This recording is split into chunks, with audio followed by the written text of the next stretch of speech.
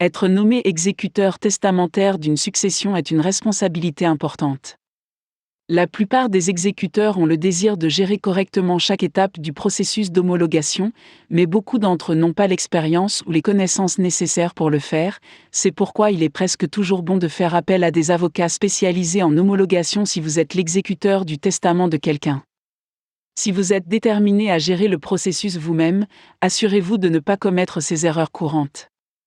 1. Ne pas déposer les bons avis juridiques. Lorsque vous vous occupez d'une succession, vous devez remplir les documents appropriés à chaque étape du processus. Vous devez obtenir un certificat de décès et le déposer auprès du tribunal, puis rédiger les avis juridiques qui doivent être envoyés à tous les bénéficiaires et à tous les créanciers. Vous devrez également publier un avis dans au moins un journal pour permettre aux héritiers et créanciers potentiels de se manifester. Enfin, vous devrez déposer une preuve de publication. Tous ces documents doivent respecter des formats spécifiques, que les avocats spécialisés dans les successions connaissent bien. Si vous souhaitez les déposer vous-même, assurez-vous qu'ils sont correctement rédigés et que tout le monde est correctement contacté. 2. Confusion entre les biens couverts par le testament et ceux qui ne le sont pas. Tous les biens ne sont pas couverts par le testament, même le plus détaillé. Si la personne décédée avait des polices d'assurance vie payables à des bénéficiaires spécifiques, celles-ci sont considérées comme distinctes de la succession. Les autres biens inclus dans cette catégorie peuvent comprendre des biens détenus en commun et certains types de comptes de retraite. Les lois relatives à ces actifs pouvant être complexes, il est préférable de consulter des avocats spécialisés en droit des successions pour toute clarification nécessaire. 3. Traitement inadéquat des questions fiscales.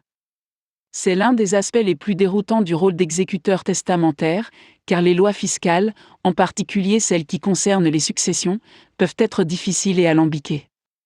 C'est un domaine dans lequel la consultation d'avocats spécialisés en droit fiscal peut être d'une aide précieuse pour éviter de faire peser sur les héritiers une charge fiscale incorrecte ou excessive.